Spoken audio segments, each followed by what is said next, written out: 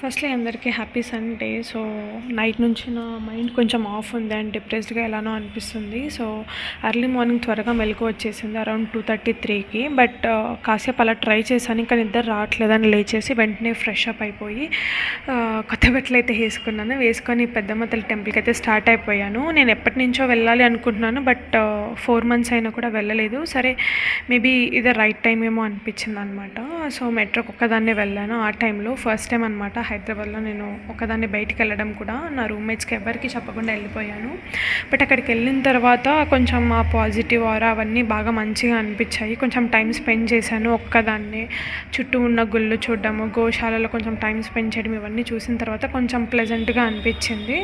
అయిన తర్వాత ఇంకా లాస్ట్లో పులిహోర ప్రసాదం ఇవన్నీ తీసుకొని రిటర్న్ అయిపోయాను. బట్ ఆ పులిహోర తిన్న తర్వాత నిజంగా నా బ్రెయిన్లో ఉన్న నర్వ్స్ అన్నీ చాలా యాక్టివేట్ అయిపోయాయి. మూడే చేంజ్ అయిపోయింది నాకు. నిజంగా చాలా చాలా బాగా అనిపించింది. మీలో ఎవరైనా అలాగా పులిహోర లవర్స్ ఉంటే కామెంట్స్ చేయండి.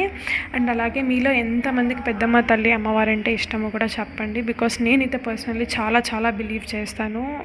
బట్ ఈ మధ్య కొంచెం వెళ్ళట్లేదు అంతే.